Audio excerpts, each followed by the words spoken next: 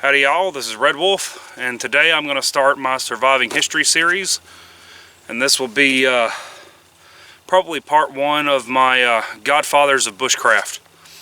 Now this particular kit is based on probably my earliest study, which is going to be some mountain men, a lot of Civil War, a lot of American West, and outside of articles and stuff I've picked up and done some experimental archaeology with. Primary sources I'm going to be used for this are books from Nessmuk, Kephart, and Gould, as well as Camp Life in the Woods.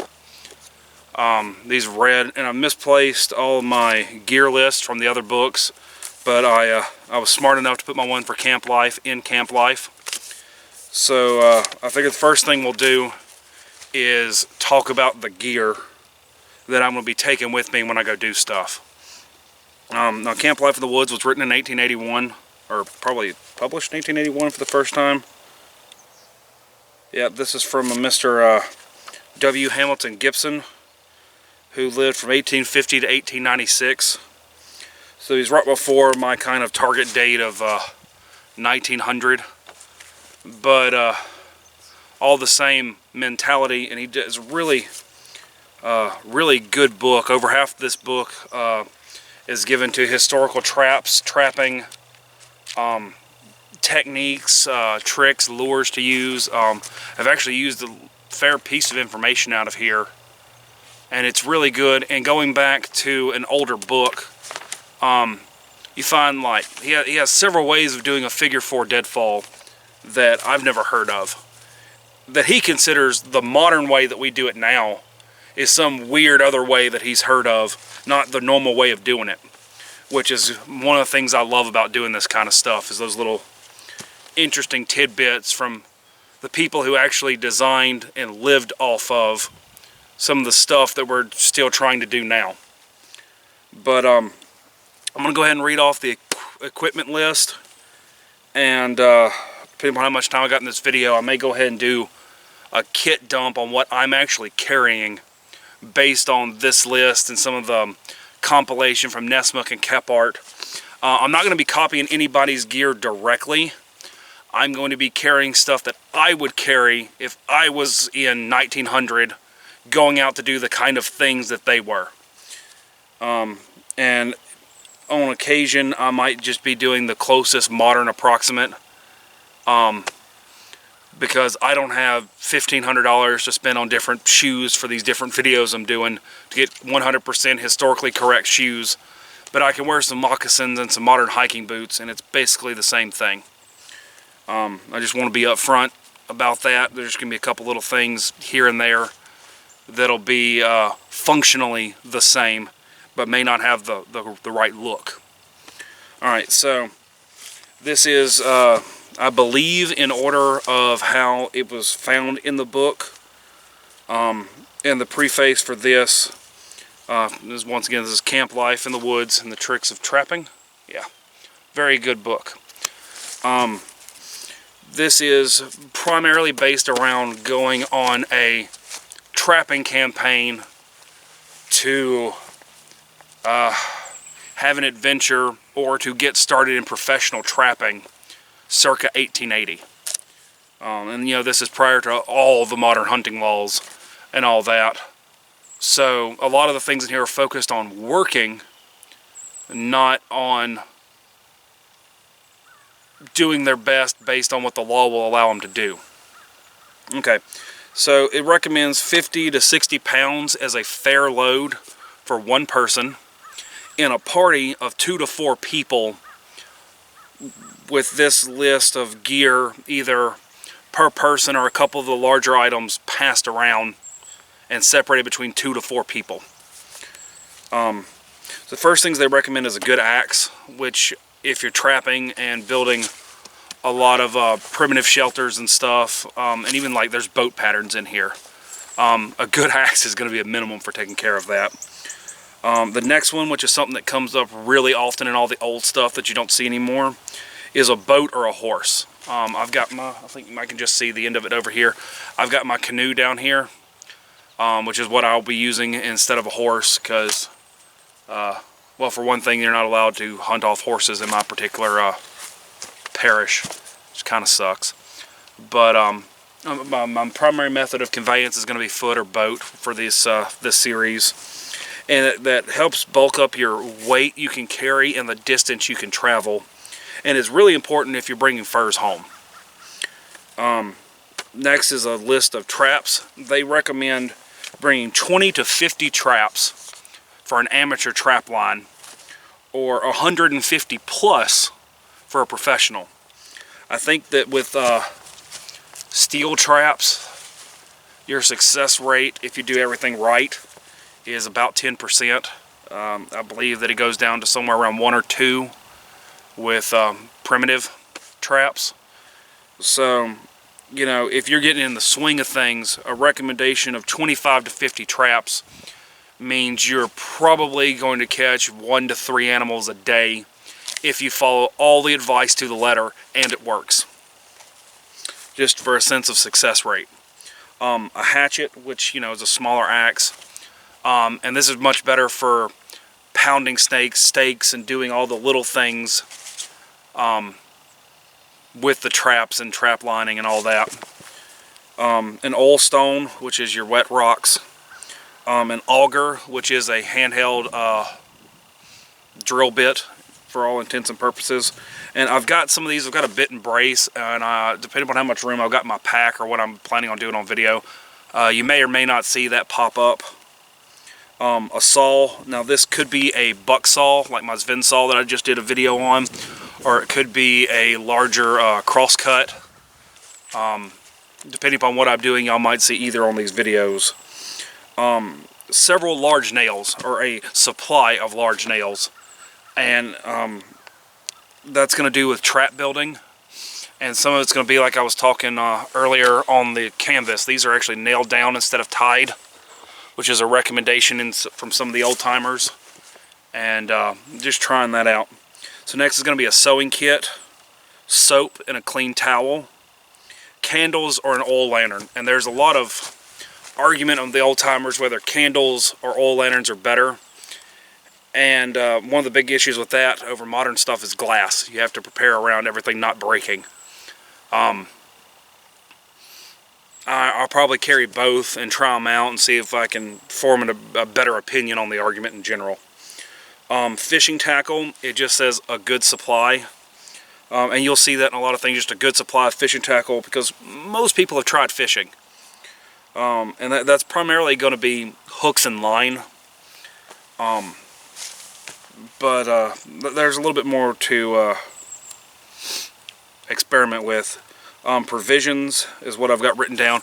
This book, a lot of them, the old school guys, talk a lot about what they carried for food, some of how they cooked it, and a lot of how they ate it, and what they ate with it, and how many things they killed along the way and ate. I think on one 10-day trip, Nessmuk killed 3 bucks, in addition to the like 10-15 pounds of food he brought with him. And I believe he ate it all on the way up there. 2 suits of clothing, that's going to be spares.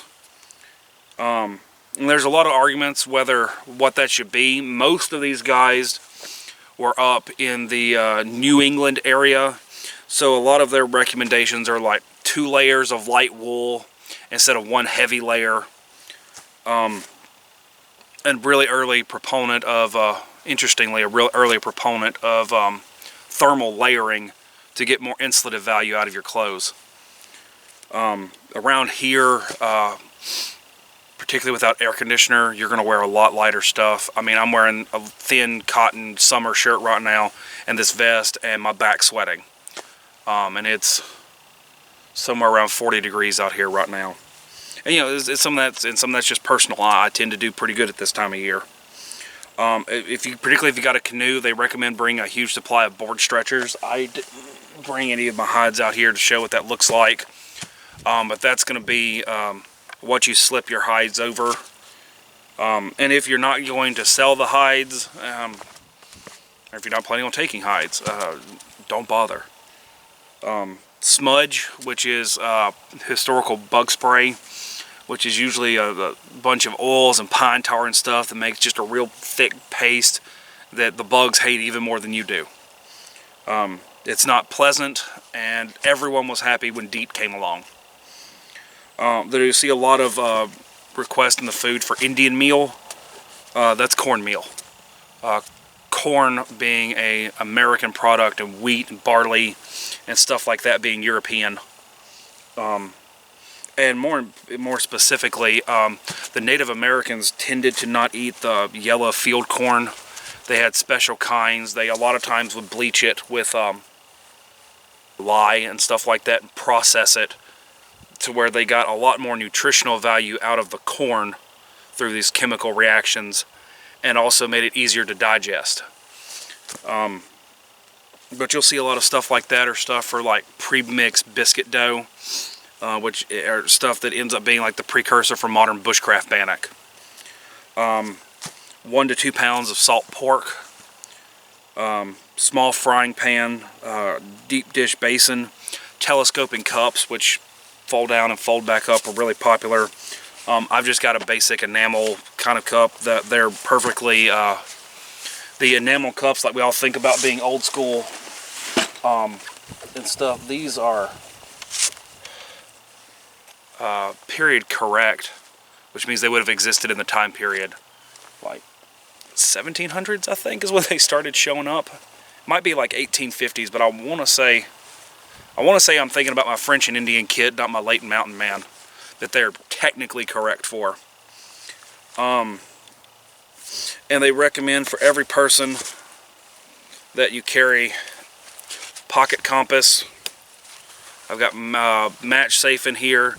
You carry a jackknife, which is a folding knife, a good supply of matches, and a knapsack. Now this one's a little bit bigger. The knapsack that they recommend is like a really large messenger bag. Dimensions in here are 15 by 10 by 12, which is going to be the kind of Civil War era, small, kind of dense, not at all like a modern bag. And under that, you're probably going to have your bedroll and stuff in there that might have some extra items. But in your group of 2 to 4 people, or for yourself if you got a canoe or horse, they recommend a double barrel and a rifle, and a revolver for everybody, and neat's foot oil for all of your keeping all your iron clean, which I think is interesting. Okay, I made actually a bigger note down here on the food. So Indian meal, salt pork, tin plate, crackers, a kettle if you got room for it, potatoes. They love potatoes. Boil them, throw them under the fire pit, fry them if you can get enough fat off an animal. Potatoes are a real big thing. Butter, lard, salt, pepper, curry, 1881, curry, olive oil and vinegar, oatmeal, coffee and tea, and lemons. Lemons come up a lot. And he also suggests some luxuries, which would be a pocket glass, which would be one of these. A camp stove, if you can. There were patterns for sale that were little pack down stoves, little trekking stoves, that the pots and all that would collect into.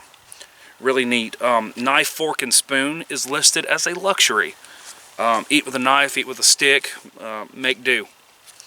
They also recommend a gig, which I've got, which is a frog gig. I've got one in one of these kits I've got. Red pepper whiskey, and a mesh head net to keep the bugs off of you. You know, there's a lot of stuff in there that you don't realize how modern a lot of this kit is one of the other reasons why I'm trying to make this. You just don't realize how modern the way you do stuff is.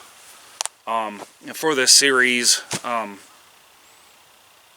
talking about it a little bit, I'm going to do a kit dump in a video, but I'm probably going to be going with my rifle. By this time period, Winchester is the rifle that won the West. In circa 1900, you're probably going to see more 92s, which is pistol caliber, these new 94s, depending upon where you're at. This is legal to hunt with here. This is a 94 and 30-30. It's legal to hunt with here, and since it's hunting season, I'll probably take it. And you can shoot just about anything with this. And even though you can't legally today, I'm going to carry a gun that in the time period I would have carried, because I can at least get half a rabbit out of it or a whole moose. And that's kind of the mentality. You see a lot of pistol caliber carbines back in the day. That's why the Winchester 92, the 73, all these Winchester guns and their competitors are so popular. Marlin, you know, is because when you don't have hunting laws saying you can't shoot pistol calibers at things, a pistol caliber carbine will kill anything up to bear and maybe small bear comfortably at a distance you get a shot off, and your average shot distance in the woods. You know, is a 45 a little bit too much, or a 44-40 a little too much for a rabbit? Yeah, but you'll still have 2/3 of a rabbit there that would have gotten away, and you can always make you a rabbit stick for smaller game. You know, it's kind of like with, you know, the shotgun and all that. There's a big argument, and I've got some stuff even in the 1950s and 60s arguing whether 30-30s or double barrels are the way to go. And what made me end up picking my 94 is there's a picture of Kephart, and I meant to bring the magazine out here. I had a print copy of it in his cabin. On the back wall is either a 94 or a 92, and a semi-automatic shotgun, which is going to be brand new, you know, 5, 10, 15-year-old technology when that photograph was taken. And hanging on the back wall right here beside him is a full-size revolver with a cartridge belt, which is something you don't see very often today. And some of that's going to be because the pistols might be useful for ending small game, but also because, you know, we're still close enough to know that bad guys are in the world, and sometimes you got to defend yourself. And weapons are one of the first things that's listed in most kits if you're going to leave your house. And it's something to remember and something I'm going to try and keep close to hand while I'm doing this, because that's historically accurate. But I reckon that'll do it for now. Until next time, this Redwolf signing off. Y'all keep up the good fight.